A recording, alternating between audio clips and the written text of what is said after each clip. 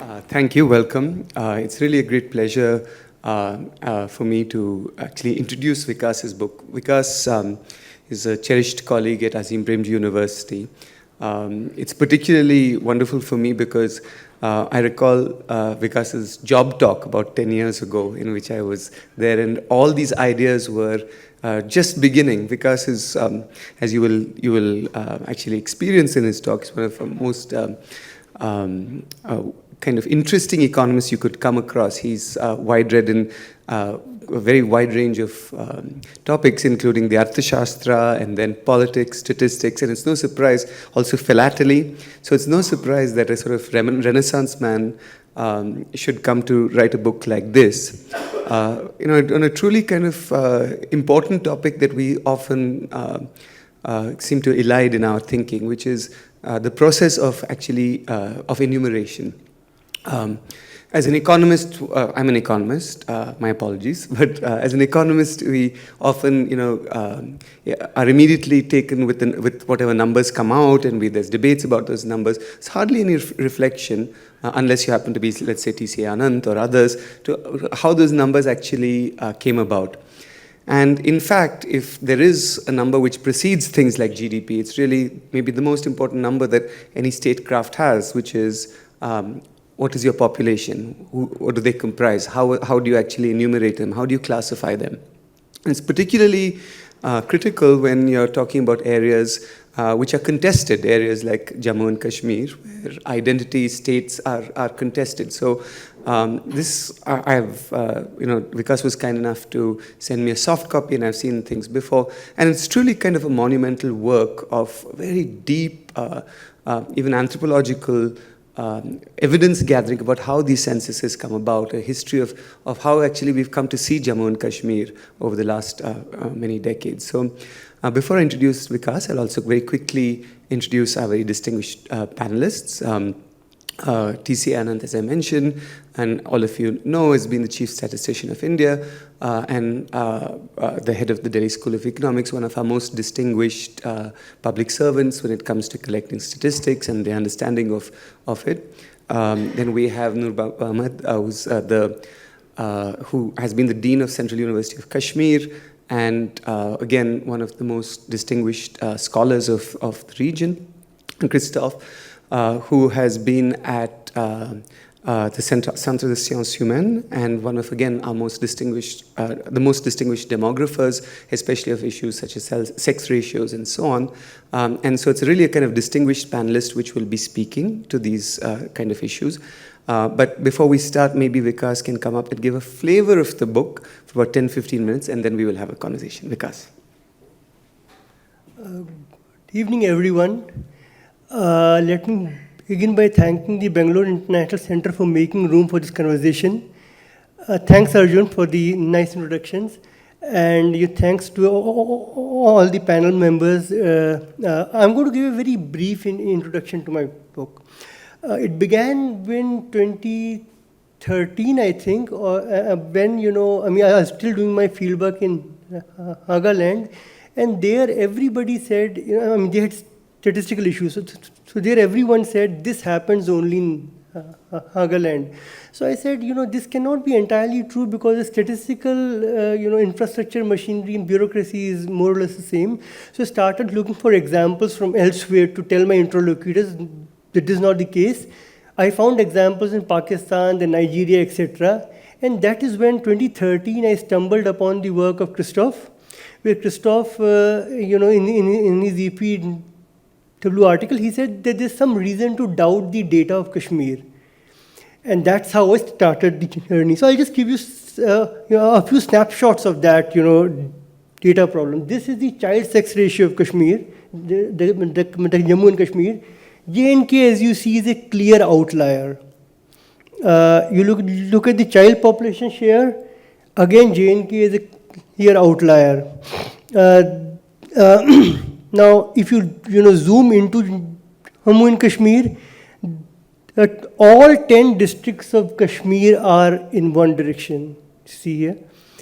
You look at the household size. Again, Kashmir has a different trajectory compared to Jammu and other places. Look at the slum data. Again, you see, certain discrepancies.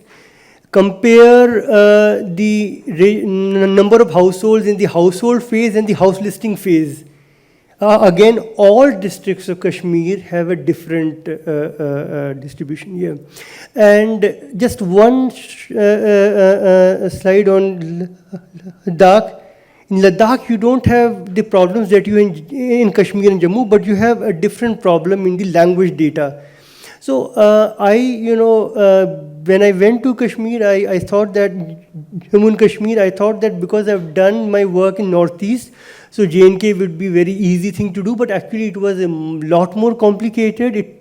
And then I said, I had gone with the assumption that there are Hindus and Muslims, Jammu and Kashmir, but within no time I realized that this is a much more complicated system where there are no dyads. So in this book cover which you see, we spent about 4 or 5 months to design it. We have represented the concerns of every community on the book cover, just to say that there are no binaries. And the epigraph is structured that community A blames community B blames D, C, and then last it goes back to A. So it's a circularity there. So one of the, I'm not going to, take you through the whole gamut of statistics there, but I'll just, share some stylized facts. That there's a irregularity of surveys and census in Jammu and Kashmir. This is the only state which missed the census 2 times after independence, 1951, 1991. And in fact, even the colonial period, it missed census in 1881 when there was a power tussle between British and the Maharaja there. Then there are sharp and inexplicable variations in the overall head count, which means that there are large coverage errors, but these large coverage errors are not the entire story. There are large content errors as well. And often often people who work on data, they assume that these sharp changes are characteristic of the underlying data generation process. And policymakers and data users have used it very uncritically. In fact, the 15th Finance Commission used the wrong fertility rate based on the census. They had data from National Family Health Survey 4 and 5. They had data from the SRS, and the census gave the highest fertility rate, and which led to an underestimation of the share of Kashmir, the Jammu and Kashmir. Now, I argue that we don't have a proper debate on data quality, because the moment data quality issues come up, we start talking about conspiracies, we start talking about social embarrassment, and then there are moral concerns as well. In Nagaland, people said, in several interviews, we have ceased to be observant Christians, and which is why the data is bad, and we have we have sinned. In Jammu and Kashmir, there were hundreds of letters to the editor saying that we have ceased to be observant Muslims, right? And we have no right to call ourselves Muslims. I said, why are you converting an institutional problem into a religious moral problem? The moment you translate into a religious moral problem, we cannot have a reasoned debate on that. So what I tried to do in this book is to look, I look at census, but then I go back to the actual grassroots developments. So for every census, I try to lay out the timeline, what happened on day 1, day 2, who said what, and looking at all stakeholders. This is for 2001. I'm going to come more into this in a little while. So I'm not going to go into specific dates, but importantly, what happens around these dates. So let's look at 2001. Now, 2001 census data cannot be understood if we do not understand Bajpayee government's ceasefire offer on the Eid and the 5th pay commission. Now, unless your data users read the Fifth Pay Commission and the impact of that on finances state, we will not be able to understand. Now, when the peace overture happened, there was a struggle between the armed and non-armed pro-independence groups. And then one of the factions accused the other faction of ignoring the impact on the threat to Muslim majority. And they called for a census Mujahideen. Then, there was a conflict. Saifuddin Soz was thrown out of the National Conference after he voted against the trust motion of Bajpayee government. Now, Saifuddin Soz then wanted to resurrect his political career. He was not yet fully Congress then. So before floating a party which was trying to float, which he did not, he said that, that the Muslim majority is going to be reduced through this census. So he also contributed to the boycott call. Now, in the middle of the boycott call of Hizbul Mujahideen, Lashkar-e-Toiba and some of the political sections, the employees union chief said, "You don't make us kurbani ka bakra. Don't make us sacrificial lambs." Now, let's come to the state government. The state government, Farooq Abdullah was up for a next election. He said, "What do I have to show? You have kept me out of your peace process. You're actually going to do a deal behind my back. And your Fifth Pay Commission has left me with no finances at all. So I cannot even deliver, development to my constituency. So you have rendered me politically irrelevant. I give you a state autonomy report in which you have straight away rejected. So how do I face people?" Now, he had very limited leeway with respect to employees' union and the different factions. Now, we've just begun the discussion on this. Now, so many of these factors are not taken into account by data users. Each one of them has an impact on the data quality. It has impact on the content errors, it has impact on coverage errors. And unless we take these into account, so, I argue that we cannot understand this census data. I'll just take you very quickly to 2010-11. See, after liberalization, there was a structural change in the way that the data generated. Because liberalization happened a few months after the 1991 census. So 2001 census was the first post-liberalization census. And there was structural change in the way people responded, etc. But Kashmir was untouched by that. Kashmir had that impact a decade later. In fact, there was, Hizbul Mujahideen's main statement came on front pages that we are going to shoot anybody who does census because this is against Muslims. But actually, Hizbul Mujahideen said something else which was in line with the shift across the country. It said that I'm concerned about the Muslim majority because if we don't have this, we might lose share in the development funds. Now, and then they had another argument. They said that they had an objection against the extended de facto method of counting. Now, these extended de facto statement and the development things did not make it to the front page. So, in fact, Jammu and Kashmir had already started shifting, but not fully. 2011, what happened was that all the nationalist conflicts by then had degenerated into subnational conflicts, and liberalization saw a relative decline of J&K compared to the rest of the country. So now to capture the state pie became much more important, and the separatist groups which had earlier said we won't participate, this time they participated in the elections as well as this because they said they want to capture that. Now, so this led to an appeal to Kashmiris and Muslims to fulfill their duty to the community. This led to a call to all Muslims to get enumerated, and this also led to a call to non-Kashmiri speaking Muslims to declare themselves Kashmiri speaking. Now, this is where things become interesting because until now it is all Kashmiri Muslims or Hindus, but now we have something else. In 2001 itself, the tribes had asserted themselves.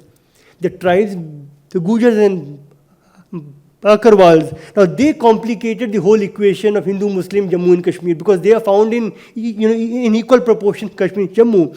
So they had this. They took issue with this. So my plea through this book has been that we need to look at data in its entirety through the entire life cycle. So I'll just give you a very brief thing. So we begin with choice of categories and the design of census. Most scholars focus on this part, or some others focus on policy making part, but this is not the entire story. A much more important pre-census thing is the administrative statistics which feed into the census. The quality of census is deeply affected by the administrative data, but we generally ignore that. The quality of census is determined in some sense by the Census Act and census rules. So unless we understand these rules, we won't be able to understand the data. Then there are courts which have discussed the census, and there have been changes there. Then there is this civil society. You have people, you have the academia, and you have the news media. So there are so many stakeholders here. So my job, I saw my job as going to each one of them, interviewing them in all districts of Jammu and Kashmir, from Kargil all the way up to Jammu, meeting them. And everywhere I go, I realize that I had begun with very wrong assumptions. This is a much more complicated problem. I had given myself only 6 months to a year, and then it took about 10 years to complete it. Now, the next thing that I do is that once you start looking at data, the entire life cycle, you realize that there is a deeper interconnection between development data and democracy. If you have development deficit, you have democracy deficit, you cannot produce good quality data. It's simply impossible. So I, try to probe all linkages between these things in the book. There are linkages between development and data deficit. Between democracy deficit and data deficit. So the entire book is Kashmir is an example to show that we need to take these things more seriously. I'll just conclude with certain observations. The book is primarily, it's a data about data is the primary concern, or information about data. And from information about data, we go to stories about data. And we try to read data as if context was important. Often, users feel that data context independent, but I think your context is, it deeply shapes things. So we need to understand the institutional implications of the mutually constitutive nature of politics, economics, and economy and statistics. Statistics need to be explained before they can be used. We often use statistics and then say, it's not working, but you have to explain them before you can use. So I would say that, we need to pay more attention to initial conditions, which is why the book begins in 1880s.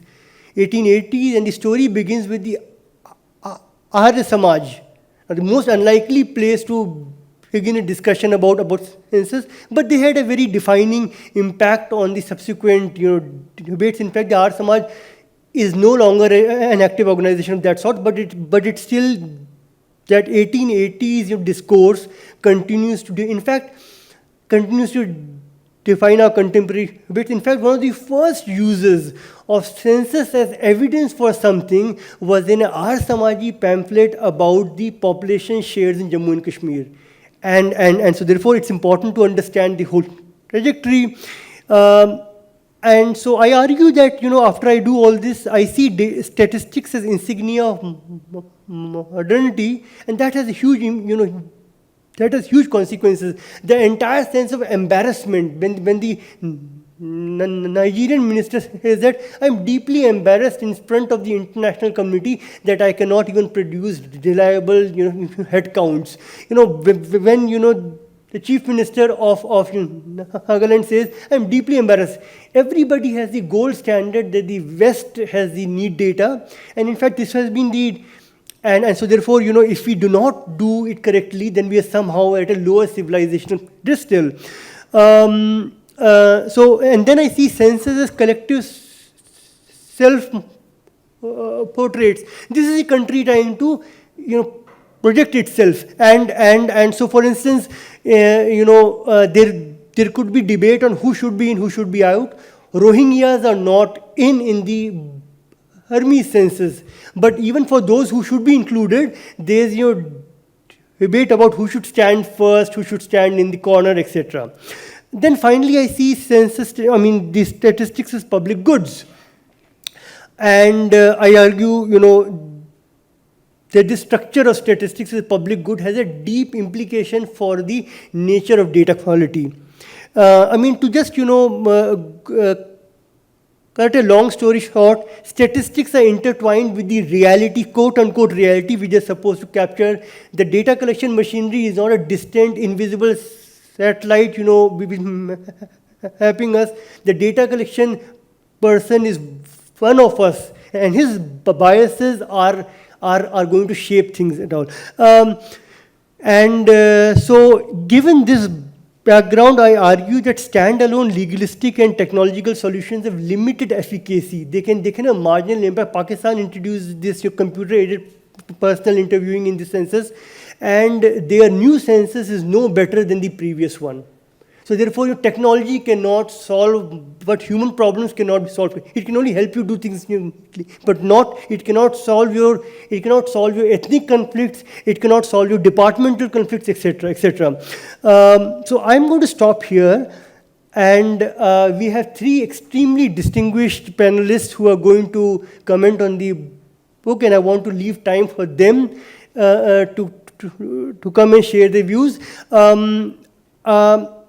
So I have just tried to use my time to project some methodological issues which concern me.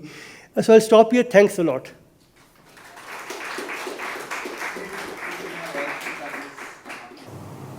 I'm extremely grateful that Mr. Vikas thought my presence here necessary and here. And I would share some, even though let me see, first of all, I would say his book is a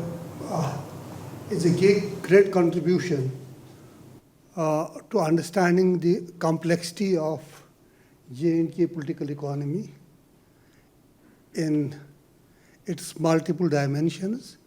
Some of it he has covered here, but I think at present he did not focus too much on inter-community, inter-regional aspects, which is an important element. I would say is much of the complexity in Kashmir is rooted in that mutual inter-community, whatever kind of relationship has been there in Kashmir. In my opinion, it has been an eye-opener for me because I am a political scientist. We always take figures at face value, most of the time, especially in younger years. Gradually, one gains some wisdom. But his book has been an eye-opener for me, and I am sure that in the future discourses in Kashmir, this is going to be very useful to most of us, and maybe even to widen our understanding and see more and be more empathetic towards each other's viewpoint and maybe build up a kind of better mutual understanding. Kashmir, I would say all the politics that you might have started, you of course have gone to 19th century, Arya Samaj. I would say problematic starts from the creation of the state itself. Somewhere in the middle of 19th century, it was an amalgam of communities, groups, regions, which had no natural kind of linkages. Much of the complexity we see today in the politics of the state, not state, I don't, union territory now and 2 union territories of what was created in 1846, partly because of the adventure and cunning of its founder, Maharaja Maharaja Gulab Singh, who became Maharaja because of that, and partly because of the British policy, British colonial interest, and they wanted to reward him for the kind of service that he had rendered to them. It was purely an artificial state, and it created a number of contradictions. There was no natural union. Kashmir gave it geographical contiguity that British presented it to him. But in the process, a number of new contradictions were born. Kashmir, I would say, as a Kashmiri, as I understand the thoughts in Kashmir, a historian, Kashmir first time got somewhat degraded politically.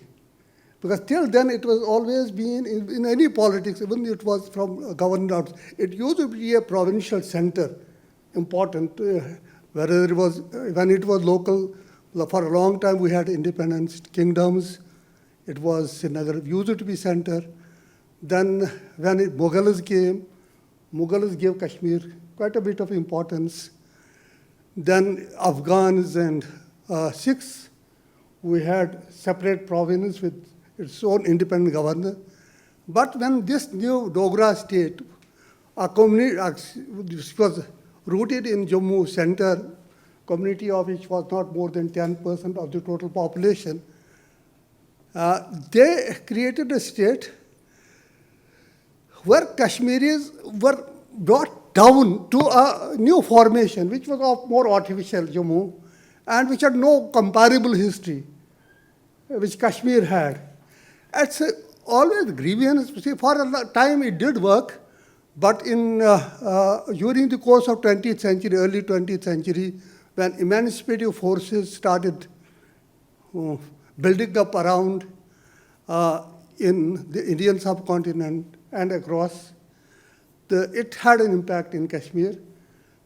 This even earlier also, Maharaja who were now who characterized his state as Hindu, the regime, and they wanted to convert the population also at one time to Hinduism. In fact, it was officially written, permission was sought from high clergy in Banaras, who thought it will be an purifying process, so they did not allow that permission. So that kind of, then 20th century, particularly second, third, it started earlier. You have mentioned some of it, Nusratul Islam, where Muslims, because it was a partisan state also. It did not take Kashmiris as equal citizens. They were taken as subjects, and they were discriminated, by and large, not only Kashmir, by and large Muslims, but mostly Kashmiris.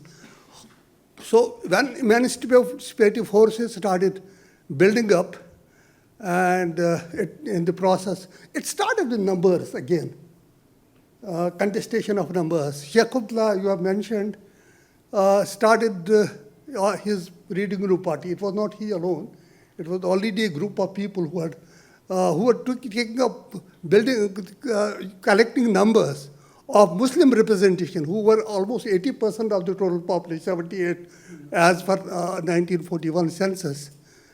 In the former princely state, they said that they were trying to find out, they tried to dig out that how little Muslims had representation in education, in services, in government, whatever, in economy. So that became basis for ultimately emergence of what we know as freedom movement. And that time, initially, it brought in a coalition of forces from across regions and mostly confined to Muslims because there was a disadvantage under Muslim conference. But within that also we had, again, ethnic contradictions. New formations came up, national conferences started representing more secular side and more of Kashmiri nationalism. Then Muslim conference got confined to parts of Jammu which had more ethnically closer linkages with people in Punjab, or were impacted by politics of that, and that got reflected in 47. 47 again numbers became important. Pakistan thought that Muslim majority state, I don't know how, Muslim majority state should come to it because of its numbers. India aspired that in order to give a secular credential of this, and basing on national conference's popularity and alliance with, relationship with it, it had built up, that it should come to India, and it would be, it was presented later as credentials of Indian secular values. Then for national conference, originally it would have been, ideally, they had a Naya Kashmir program in which it had visualized an independent, progressive, secular, democratic state. But 47 complexity, Maharaja had his own, he wanted to be independent because he knew the complexity of the state. He could not have joined Pakistan. He could not have joined India. He wanted to be independent in the kind of scenario. But somehow the complexity created was evolving in a manner that some of the state was lost to Pakistan. Some of it was where there was stronger, I would say mostly it was because of it, not army's intervention, which ultimately did. The army could not go, that was the admission of the, that time army chief, I don't remember name now. So he is that we cannot make impact inroads into areas where local support is there for tribalists and Pakistani forces.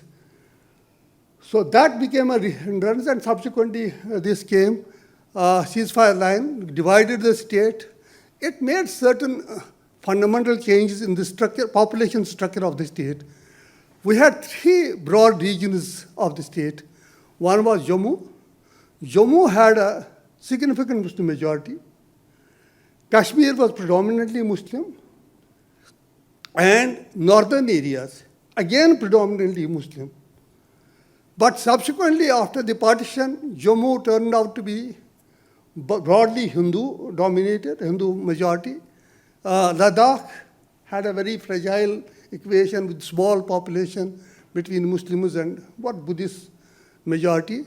Kashmir continued to be broadly ethno-regionally and intact, only region which, and that in which again, the national conference's roots in that region had a role to play, because it is they who prevented tribals to get in. Once they would have got in, it would have been difficult for Indian army to also land, because if they had facilitated their a capture of airport, Srinagar airport, landing of the forces would have been difficult. In fact, the army, the first convoy of army that came to Kashmir, they were advised that in case they find it, that airport as captured or insecure, they should fly back.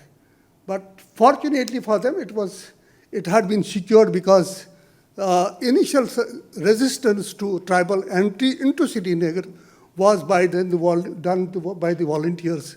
So that national conference had no option but to be part of India, because they would prefer secular India, secular democratic India to what was good to be a Pakistan.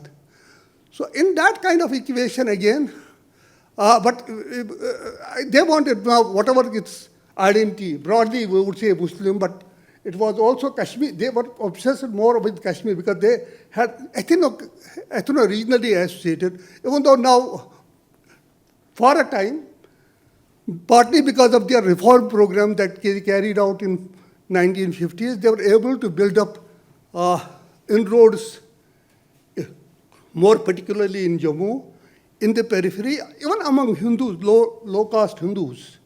And that's why for a number of decades, they were able to hold power in Kashmir with a sort of gaining a sort of dominant presence in the politics of the state, because getting across regions and they were, but then these also had a contradiction, because with the reform program, privileged section in Jammu, which did not want, which had always been associated with the Dogra dynasty, and were the beneficiaries of the system, they saw this as a democratic transition. It was, even though I would not say it was purely a democratic compulsion, that they saw this power being shifted from Jammu to Kashmir. Partly that was true, and that had to be resisted. And the tensions in Jammu Kashmir politics start from there. And Jammu was mostly appropriated by this Jammu center, where this Dogra community was dominating. Rest of the state was not inclusive in that, including rest of the region was not included in that. From that on, today, much larger amount of complexity, external involvement, external empathy, etc., and conflict. See, now Sheikh Abdullah, because of the internal compulsions for integration, at the time when this power was being shifted, reforms were being carried out, Aswal community was being economically deprived, so that there were resistance, protesters, some groups, interests from outside, particularly Hindu rights, started getting involved in that, and that created complications, and because of those complications, 53 happened, and new tensions, new problems, new forces. See, Sheikh Abdullah, in a way, I have always been suggesting, was instrumental in getting Kashmir to India to a great extent. He became instrumental in socializing next generation of people into thinking that this is an unresolved issue. Numbers were also important for Government of India, because initially it had promised this plebiscite in Kashmir.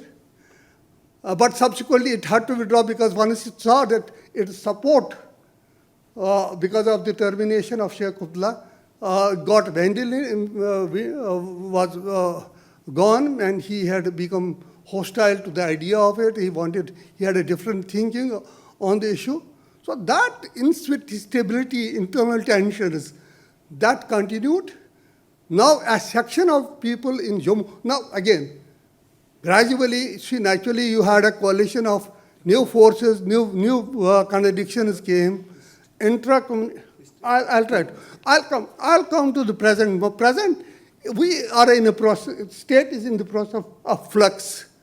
It started happening in 1990s, where a certain strategy was being worked out at certain political level. It started, I would say, late 90s, where the power in Jammu, power center in Jammu, started being crumbling because of the creation of alternative political forces in the state. Now, at one time, Jammu people wanted to be separate. There was a support base for that.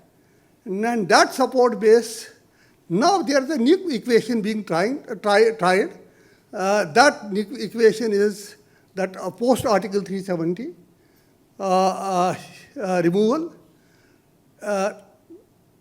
We have a completely disempowering situation in whole of Jammu and Kashmir. Now, a new framework is worked out to see that we have Jammu is not now sought to be separated, but a new political context is in the process of creating. But that, I would say, would not work. We need a new kind of pact in Jammu and Kashmir. That new pact would require to be more inclusive, a better balance between regions and communities. It's not working one community against the other.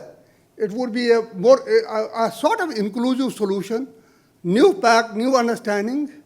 Ideally, I would have said, if it also had an understanding with other side of the Jammu and Kashmir or the Pakistani government, If that's not possible in the current situation, I think Vajpayee ji tried on that. But at present, whatever is possible in the long run, that should be designed. We should work out a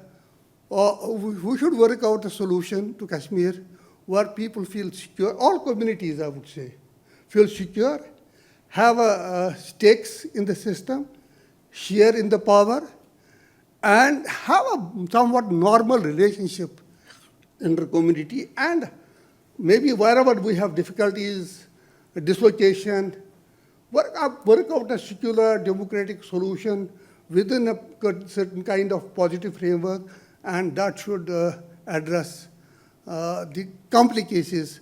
And where these figures, because these figures are being distorted or people are instigated to do this or that, is because of the mutual mistrust at different levels. That mistrust need to be addressed. Thank you very much. Thank you. Thanks.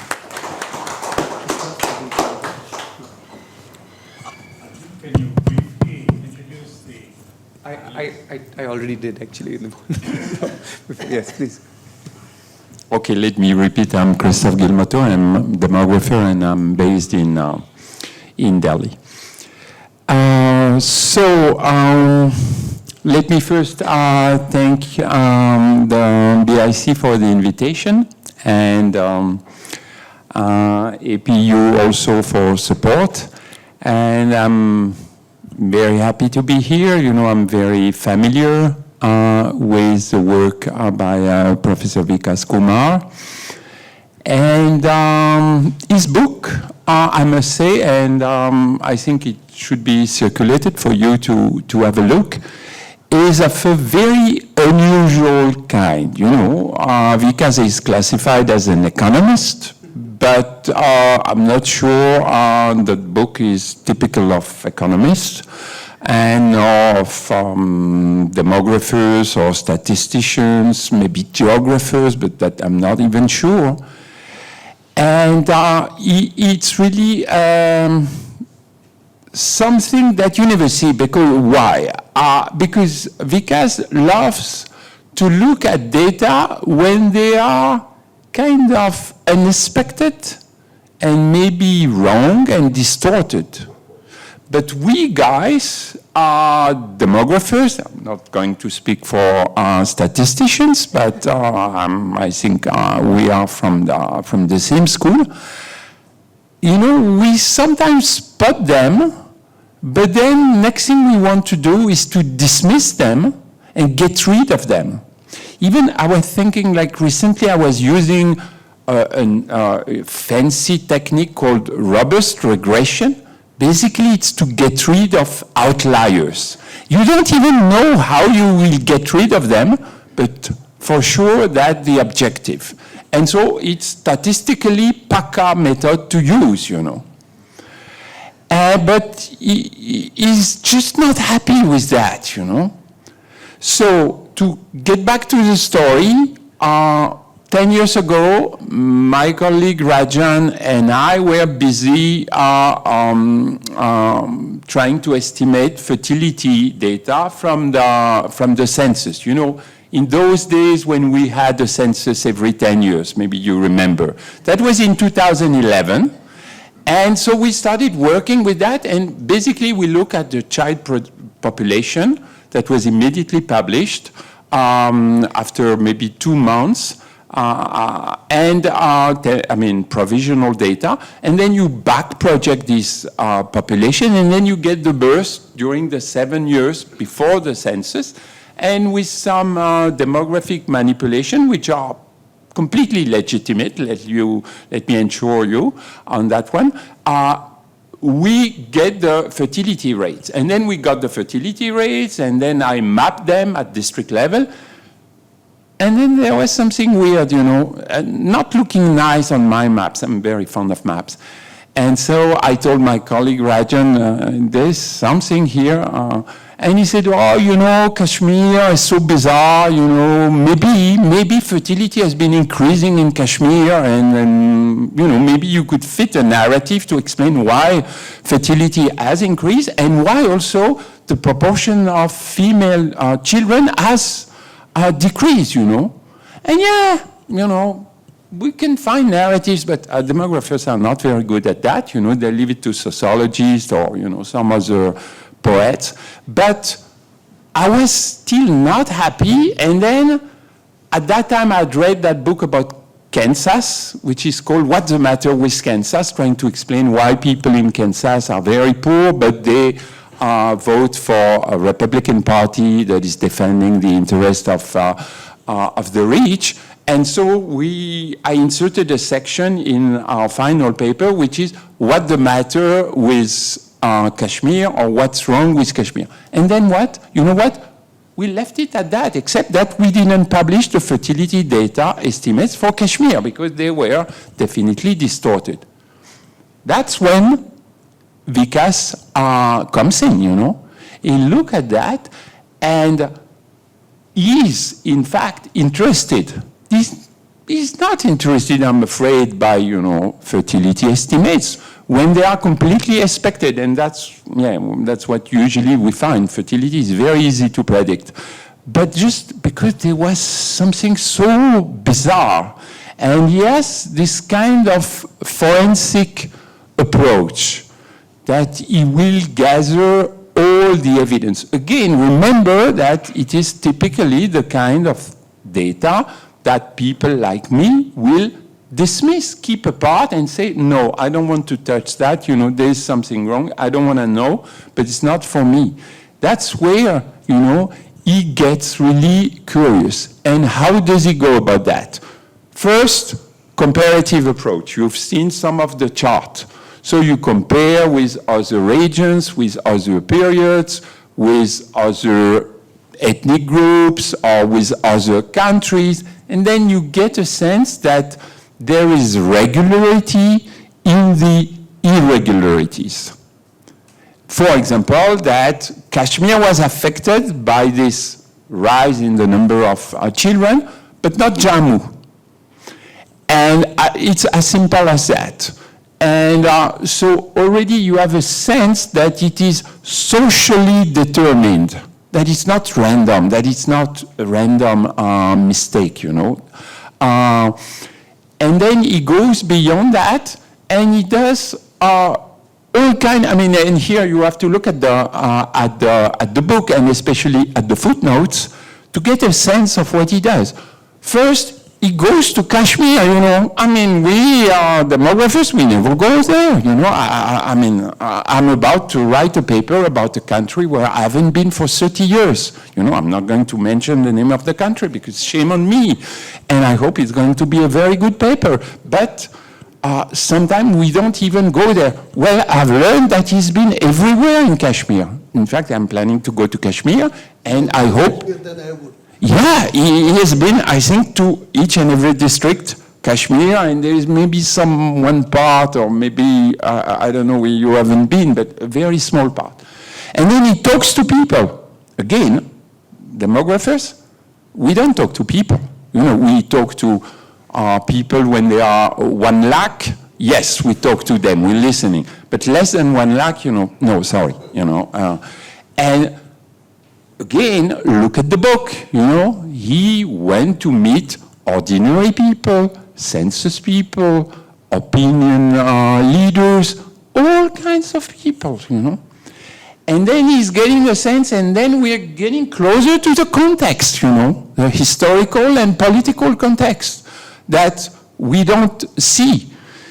And then he finally gives you the picture of that these data were partly shaped by the people themselves. Well, it's only fair, you know. Our demographic data belong to the people, and they are produced by people.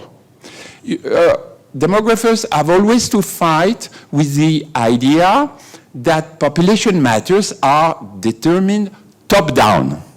You know, when you hear too many immigrants, because of the government. Fertility too high, again, government, there should be a law about, you know, people who have too many children in Assam or blah, blah. Government has to intervene. Whatever happens, you know, it's supposed to be the responsibility for the government. And for statistics, again, when they are wrong, it's because of the government. So the government can indeed suppress data, suppress surveys, dismiss statisticians, fair enough. I mean, all demographers know that in the 1930s, Stalin didn't like the result of the census, but he had a couple of demographers shot. Yeah, it's a risky business we are in. I mean, we always keep that in mind, and so that's a top-down approach that the government will massage the data and blah blah. But it's not what we get. I mean, a little bit, but we get also to hear from people a sense that people can decide their ideal population composition, And it's not only a matter of counting, it's also a matter of, yes, creative demography, whereby you take the demography in your own hands, and what you do, I mean, there must have been in Kashmir in 2011 a somewhat elaborate arrangement, because it's not only people who said, well, I have one extra boy. It's probably enumerators who told them, don't say that you have an extra, adult women, because it would be too much work for me. There are too many data to enter for adult women. But for children below 7, it's pretty easy, just a few things. And okay, let's say it's a boy, because that's easier. So we see probably people, but also enumerators and then supervisor, I mean, all along the chain of census people who got involved. How exactly, we don't know, but we've seen the results, and it was brilliant, They managed to increase the child population by 10%, 10%. More than that, So, and that's pretty creative. I don't think we see that everywhere in India. I mean, of course, Nagaland is a case apart. But in other countries, for example, in France, there were two cities who were fighting to be number 2, Lyon and Marseille in the 1920s, 30s. And so they were also trying to inflate their numbers, blah, blah, blah, to be number 2 in France. So I think it's very important to see that demography is also a democratic bottom-up process whereby people are able to project things. And of course, we go back to the Arya Samaj, who was the first to say that people have to mobilize before the census and report themselves as this and that and shape the data. So please have a look at the book. This is something that you've never seen because nobody does that. Or when we do it, we do it very fast. It ends up in a footnote. And here you have a complete forensic analysis. It is a very delicate issue because Kashmir is definitely one of these parts of the world. I mean, I know two of them, the Balkans and the Caucasus, where they produce more history than they can process. They are still processing history, but there are new episodes and blah, blah. And so, unfortunately, it's a very dangerous situation. But it's fascinating for these reasons.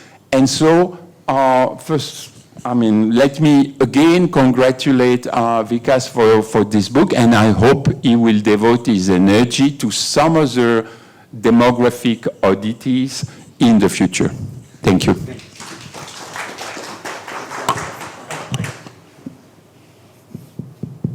Well, thanks. And let me thank PIC, Vikas, APU for calling me. Let me continue the story as the two of them evolved because I have, you can read this book. First of all, part of what I do want to tell is I would ask people to read the book. Not because you will agree with everything which you read in it, and I hope you don't. Let me put it also that way. But I think it's very useful for anybody who has an interest in numbers to be interested in the questions which Vikas raises. Whether you agree with all his conclusions or not, in that sense, is irrelevant. Everybody coming from their own perspective will take a different take on certain things. But the processes are what is more important. And what I'm going to do is step away from both Kashmir. Frankly, I don't know very much about, so I will be hesitant to comment specifically on Kashmir, or demography, which I know a little more about, but not as much as Christoph, so I will not talk. But let me talk about statistics in general and how to read the book and where to see it in this. The first very important message which Vikas carries both in this book and the previous one, we tend to view statistics, and he used a very nice analogy when he was making the presentation, that it's something like a satellite picture. It isn't. It's a thing which comes out of a certain social and political process. And we must understand that process before we make use of the numbers, because it gives you a perspective on the numbers. We often lose sight of it because very often, many of us tend to think of the census as the final word on something. And there is many ways in which the political establishment and the bureaucracy is in love with the census. And they will say, if you can do something, why not do the census rather than a sample survey? And to some extent, some of the things Vikas tells you is the challenges of doing a census and what are the process, the logistics, and so on. It's reason why I'm flagging this is it's important to understand that it has been a political exercise in India, not from now, from the very beginning. Some of it he brings out in his book. It's not just in India. Please don't think India is special. India is not special. This battle has happened everywhere. And the West is no great virtuous community to talk about it. 2019, there was a Supreme Court case in the United States about how the census should be constructed and what is the nature of the census form to be used, how long should the census be run for. All of these are political debates. In Canada, the chief statistician lost his job because he disagreed with the government on the manner in which the census should be carried. So not only Stalin, the only difference is the Canadian chief statistician was not shot. But so politics enters into censuses everywhere. So it's not surprising that they enter into India as well. We are part of the world. We are not outside of it.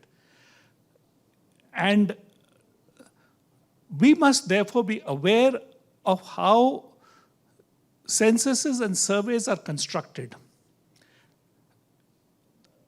I like to portray this, first of all, to think about what happens when you conduct either a sample survey or a census. At its core is a conversation which takes place between the interviewer and a respondent. When you are trying to understand, you have to understand the mechanics of that conversation. What is it and where does the interviewer come from? What is he thinking about? What is he trying to communicate? Where is the respondent coming from? What is he or she trying to communicate? What have they understood from the questions? Not having an adequate appreciation of this leads us to get a very confused sense of what a census or a survey can communicate. I was chief statistician for a while. Part of my job used to be to tell people, everybody has a wish list. Everybody would say, all you need to do is add these questions to your survey and something will get done. And that, by the way, happens even now, and it takes place even with the context of the census. Everybody has a favored list of things which are extremely important for reasons of political economy, public policy, or things, and must be covered. What nobody talks about is how will that question be presented by this interviewer who's not a PhD in statistics, who is not a PhD in demography, not a PhD in political science. He's often a school teacher, or she's often a school teacher who is harassed, often the one public servant who is everybody's employee and has all tasks other than school teaching assigned to them, who's been asked to communicate this. And the respondent is a member of a society which is subject to a variety of pulls and pressures. So the fact that this can lead to peculiar outcomes is possible. It has happened in the past. And why do I take Jammu and Kashmir? There is a famous example from the northern states when I believe it was either the 61 or the 71 census, I'm not exactly sure where, suddenly there was a very neat divide which appeared between people who claimed their mother tongue was Hindi and people who claimed their mother tongue was Punjabi. And they both spoke the same language at home and to each other. Even today, you can go to those states and they have absolutely no problem in understanding each other. The language on the ground is the same. It's slightly different, yes, as is usual in India, where the language changes every 100 kilometers, but they both, but one classified the, how did this happen? It happened because of a particular political mobilization which had taken place, anticipating a linguistic division to the states. Similar things happened elsewhere in the country as well. It's not that this was specific to Punjab. Now, these things happen. Statistics is not owned by the government. Census is not owned by the government. Statistics and censuses are an outcome of a process in which the government engages with society in a very complex way. It's important to understand this. That's part one. There is a second corollary which follows from this, which is what I told you, that I used to be, if you like, the gatekeeper in trying to keep questions and censuses surveys simple. The reason is you must have a realistic understanding of what will help affect overall data quality, what will affect the outcome, how much, what is it, the capability of the system to deliver, what are the likely ways in which that society out there will perceive this effort of yours, and how will it translate on the ground. Not appreciating this makes you make demands and then get unpredictable outcomes which you are unwilling to live with. I am referring here to an animal which is currently in public discourse, the caste census. There is a huge demand that we must introduce caste into the census schedule. This debate has been happening in India for close to, I don't know, 50 plus years, and actually even when it used to be counted, the debate was taking place then. There are numerous documents, including reports of census commissioners, which document the concerns they have with how this was implemented in detail, right from 1880 to 1930. And not so well documented are the factors which went into the decision in 1950 to discontinue asking the question or stop analyzing the question. There were elements there. But we disregard that history and we say, no, we must do this again.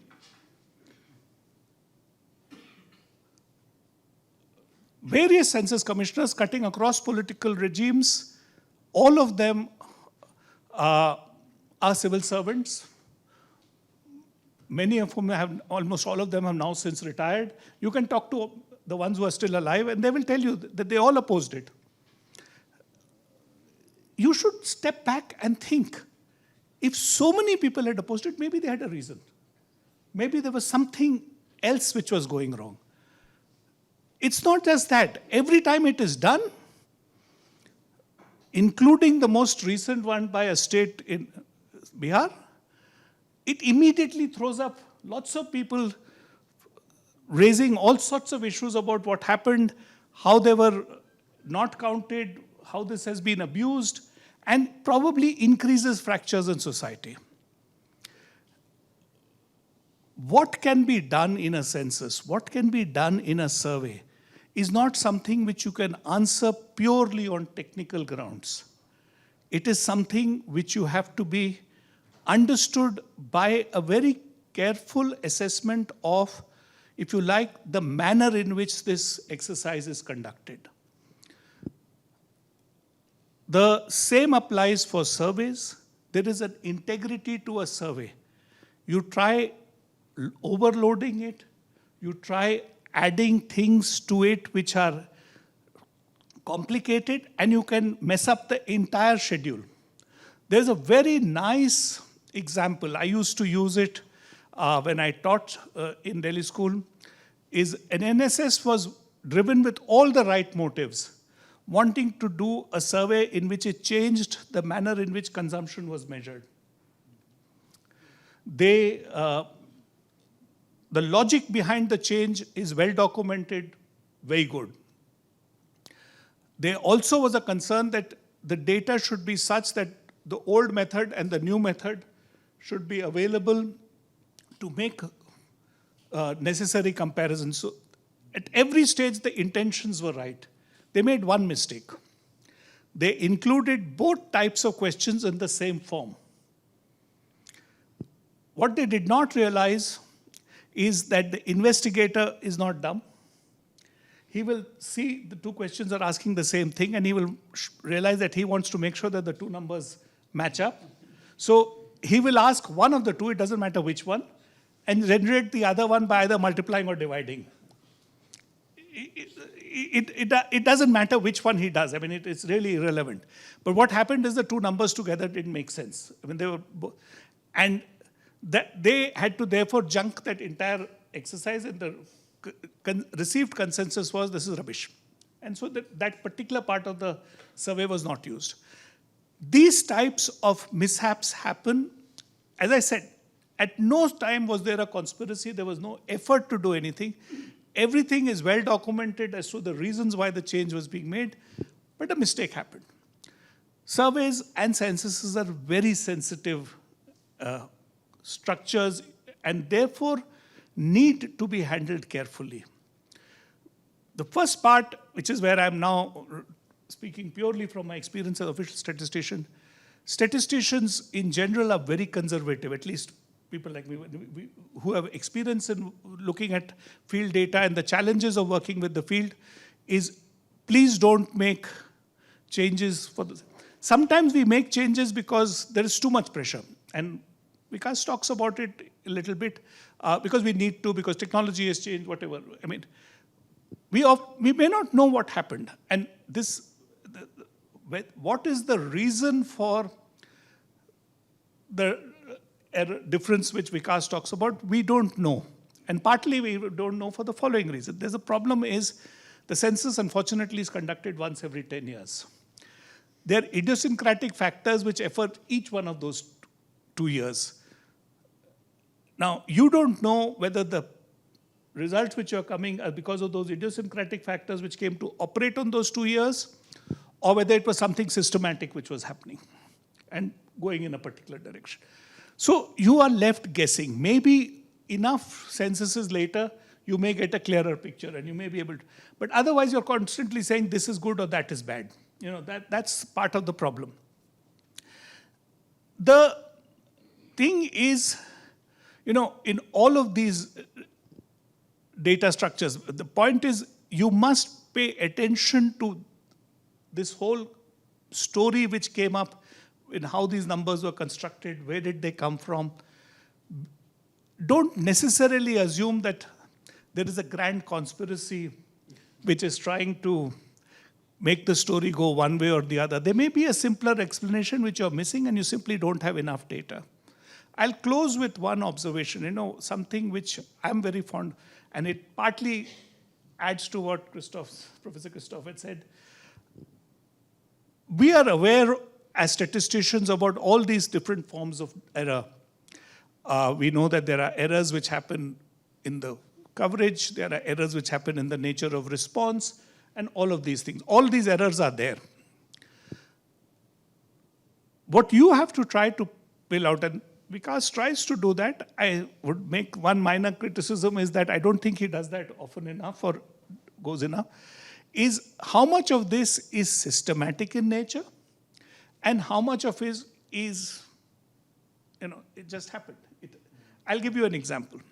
He has a story in one of the chapters where somebody talks about recording children and the interviewer feeling upset about the family having lost a child, so recorded an unborn child as a member of the household. Does it lead to a systematic pattern or does it lead to error? My guess is it leads to error, not a systematic bias. So having found in the story something which adds to error, you have a next level. Is it systematic in character? Is there something? And why I'm saying this is because we distinguish between variance and bias. Statistics is noisy. It should have variance. And all the sophisticated procedures he talked about, robust regression, this, that, are all techniques we have developed to deal with noise in different forms. We have a problem if there is a systematic element, if there's bias in the data in some form. Now that is what you need to sort of understand from the story. Is there bias? If there is bias, then you have to address it before you subject it to all the sophisticated tools we have. Because no matter what tool you apply, no matter how sophisticated a thing, if there's inherent bias built in the data, what you will get out at the end of it is rubbish. But if it was purely noise, then the sophisticated procedures will help because they will help clean it out and give you a result which you can live with. That you cannot do unless you have taken trouble to understand where the data came from. Now, that's where your judgment may differ from Vikas's. It may agree with him, but you are obliged to play that role if you want to use data. I'll stop with that and leave it to you. Thank you. Well, thanks very much to all the speakers, the panelists, and Vikas, in true academic fashion, said he doesn't want to respond, he wants to have more questions. So what I will ask is, we can go actually straight to the audience, we have only about 20 minutes. And you can ask a question, please. I think Sanjay's got the mic, you can, would you, rather that, yeah, I think she can come around. Please just introduce yourself and say to whom the question is posed. Hopefully you can start with Vikas. I'm Ramesh Shastri. Can you see me? Yes. Vikas. This is slightly more tilted towards the political side. If you go to Srinagar, and I've gone only to Srinagar, so Kashmir for you, you talk of the Muslim population. Is that Muslim population one? Because as you go into Srinagar, you see the Shia and Sunni as different as, say, you go to Haryana between the upper caste and the Dalits. They are totally different. Is that one does not go to another house, I suppose they don't eat, they won't touch them, they can't drink their water and all. Does that make a difference? You want to respond immediately to that? No, I think one by one. One by one. Let's just do So, very briefly, I look at the Shia politics as well at some length. It doesn't have an impact in Kashmir Valley. It has an impact in Kargil. And Kargil, so the Shia politics which I trace is from late 1970s, early 1980s, and there it has an impact, but it doesn't have an impact on the coverage. It has an impact on the content error. So because in Kargil there's a new identity being forged which is independent of the, or not entirely dependent on the wealthy identity. So therefore Shia politics has an impact but not in the Kashmir Valley, at least on the, yes, so that's the short answer. Hello. Firstly, congratulations, Professor. My name is Madhav. I'm a Himachali, so JNK is like my neighbor. And also my mother traces her roots to Jammu. So I have two questions. The first one is, they recently completed delimitation exercise. So what is your opinion on the controversy regarding that? Jammu was given 6 seats compared to 1. And secondly, like from your experience, what would you say is the difference between the census or these kind of procedures in Indian Kashmir and the Pakistani Kashmir? and if like which are the like that side is less complex than ours in terms of composition. So what are the factors which affect that part? Thank you. So the delimitation was a very complex exercise. I do comment on it from different sections, and every district had a different claim there. The government was faced with a complex thing, it seems, which they didn't say. They said, okay, so we have to read this in the longer history, which begins in 1882 or something, right? So there's this long-standing concern about who owns Jammu and Kashmir as a whole. And there are different claimants: India, Pakistan, China, Kashmiris, Dogra, etc., etc. So the Delimitation Commission, has not released the full report yet, which is a little unusual. But I know the dynamics because some of the representations I have personally seen.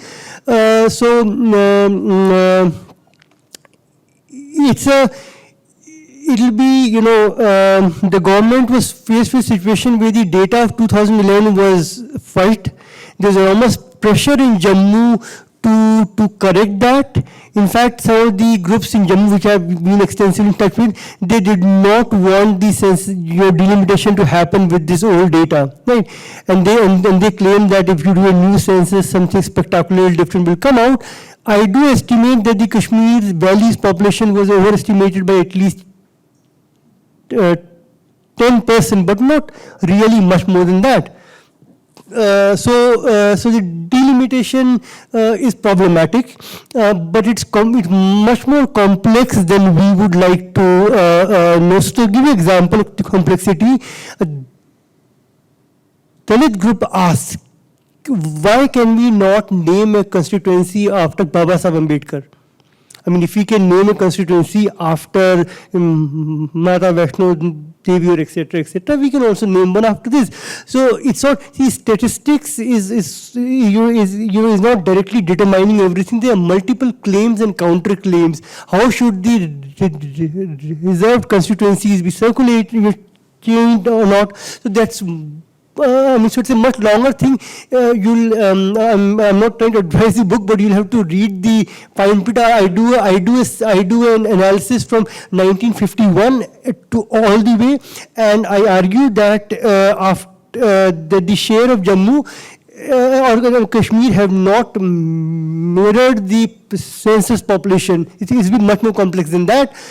And in fact, by looking at the nature of delimitation, we can actually figure out who manipulated and when and why manipulated. Right. Now, coming to the POK thing, my first thing would be that I have not been able to do fieldwork there. I wanted to do fieldwork there, but I could not because of these issues. But the next thing is that Pakistan occupied Kashmir, Pakistan occupied Jammu, and Pakistan occupied the northern areas, whatever they're called.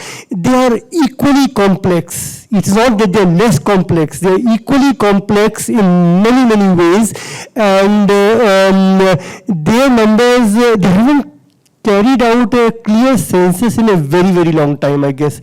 So, I mean, we don't know, but I recall that Mr. Lamb was confused by a sudden increase in the area of South Kashmir. So he said, you have not moved an inch after that, 48, 40. How did the area increase substantially suddenly? So numbers are fudged even there. In fact, I look at the nature of maps as well in the books. In the book, and there's extensive section on how the area statistics of Jammu and Kashmir are not reliable. So the population is not reliable, the areas are not reliable, the population density cannot be right, and so on and so forth. So, yes. Hi. I'm sorry to bring the discussion back to much more mundane technical topics. Vikas, you mentioned this really interesting slide at the end of your talk, which was concluding remarks, where you said some of the aspects we should look at when we are interpreting data is, first of all, it was data about data, then stories about data, then reading data as if context mattered. then institutional implication, and then statistics needs to be explained before they can be used to explain something else. I'm sorry, I was really interested by this. If you could possibly take 2 minutes just to go through these 5 topics again, just in like one sentence or something. Yeah. Right. Yes. So I'll do that. What I mean is that I'll begin this story, that if a television is not broke, my father will not allow me to open it. But once the television has gone broke, so he'll say you can go and dig into it.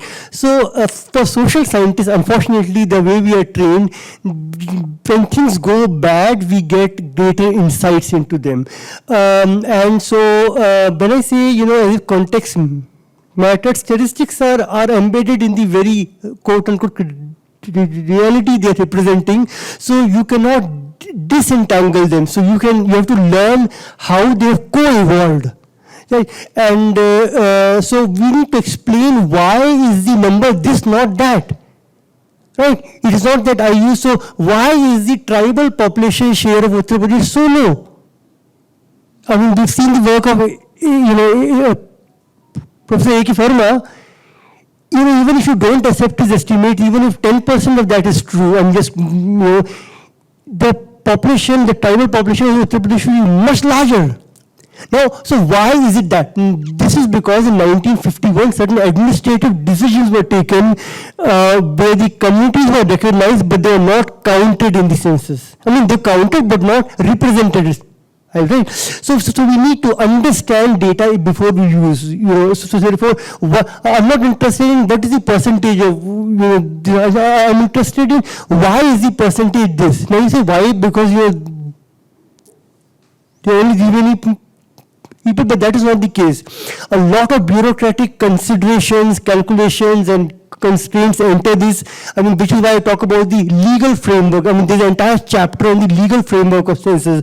There's a chapter on the international, implications with the central government things, right? Now, that has a very interesting bearing on how the Kashmir data, Jammu and Kashmir data is collected and then interpreted. It actually throws light on the nature of Indian states and its self-identity. So, I mean, so therefore data has to be explained, and why this, why not that? Why is it that in a particular year in a state in Nigeria, every family had only 10 members. The average mean median mode for the entire state was exactly 10. This is because if you read the census form, there are just 10 rows there. I mean, I wish they had more, so they would have increased more.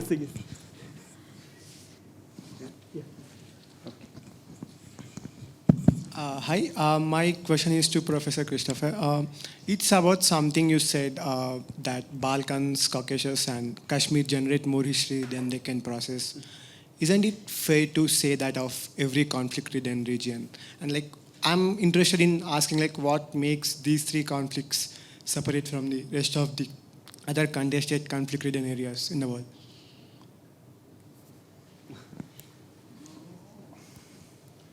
It's very difficult for me to explain this.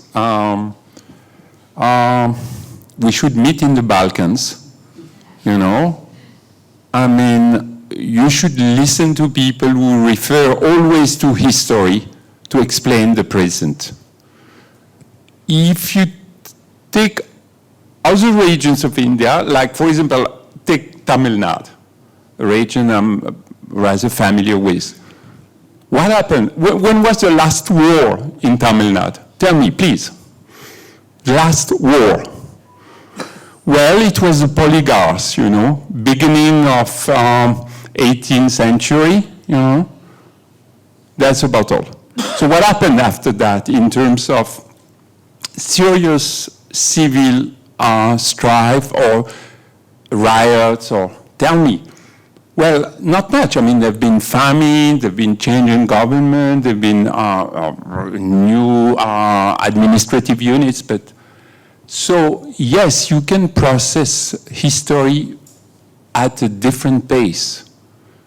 But if you think of the political agenda of Kashmir over the last 50 years, you know, every 2-3 years there's something new, and people still refer to what happened in the 1950s, in the 1960s, you know, some rigged elections, some tribal invasion, so many things, you know. And it's endless, and that's, personally, it's my experience of the Balkans, you know, people are stuck in history. You please go to Bosnia and speak with Bosnians. That's what you will understand, that there's been too many things, and they should need, I mean, they would need to be left alone for maybe a century and be able to, so that's why I think it's, when population matters get embroiled, and it always happened in the Balkans, for example, in Bosnia, they've been unable to conduct a census because they cannot agree for ethnic reasons or religious reasons and blah, blah, blah, and demographers are really depressed. And people will say, you know, we don't want to have a census because remember what happened during the 91 census. It was just at the time of the war, you know, so there was 81 census and what happened and blah, blah, blah. Yes, that's what I call too much history for people to process. Yeah. My question is predominantly to like Professor Vikas and like Dr. Anand. So your thoughts on like how to nurture a public data ecosystem by different players so data can be corroborated. We are not like overly reliant on like one source of data. And for non-governmental sources, like how can they fundraise for these efforts? Yeah. I think Professor Anand is most appropriate.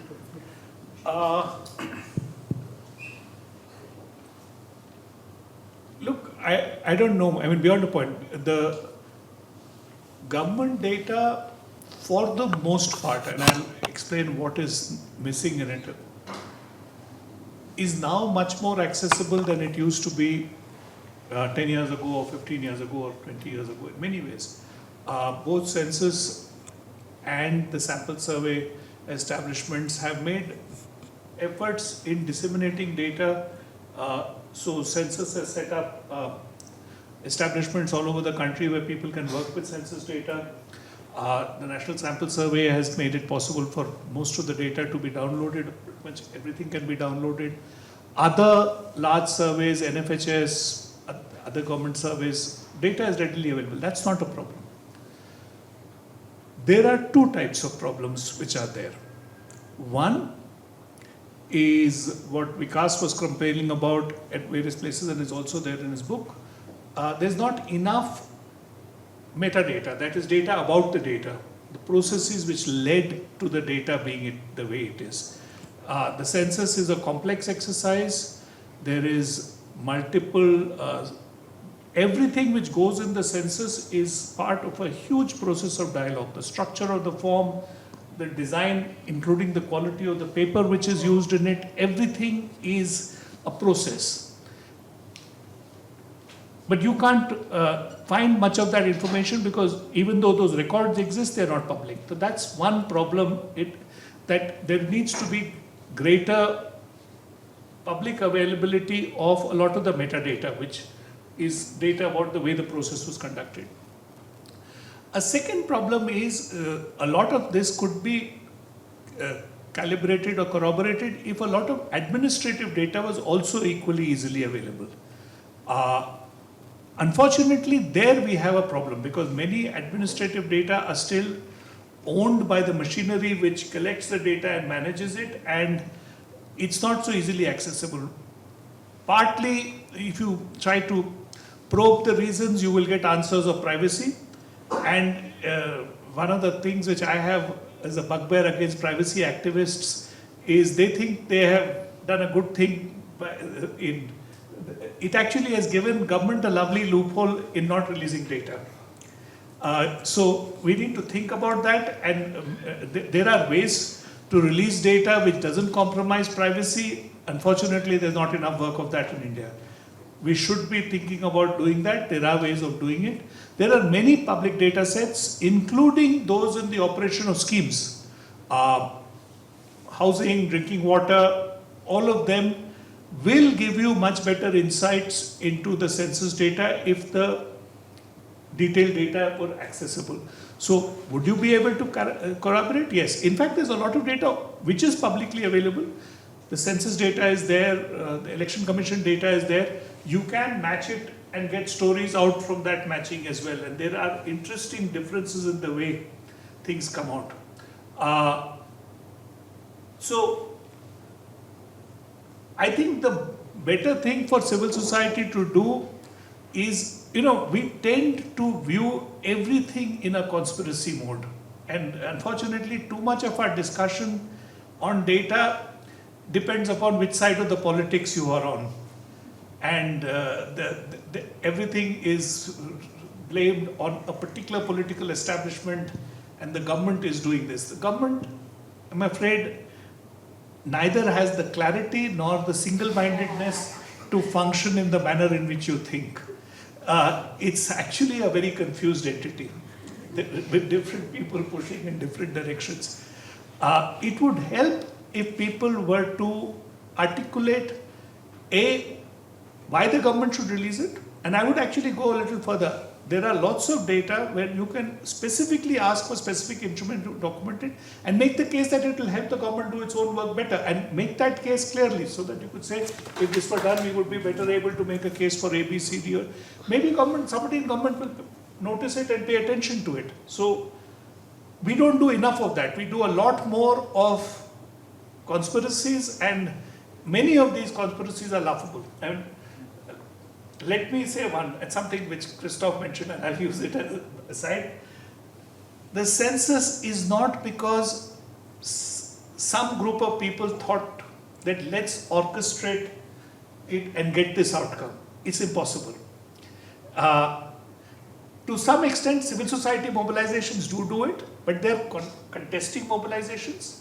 So one set will say record your language as Urdu, another set will say record your language as this, third. Everybody will have their own thing. How does it come out? I don't know. But these are natural processes which take place. It's not that the investigators can get together and say, let's all of us do this. Nobody does. And frankly, in government, if somebody told you they have, I would tell you it would be out in public in no time. Enough people would know about it. It just doesn't happen that way.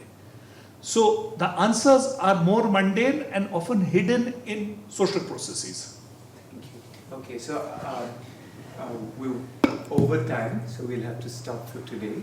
But thanks very much to Thanas, and thanks especially to Vikas, and congratulations for this wonderful book. I hope you all read it, and thanks all.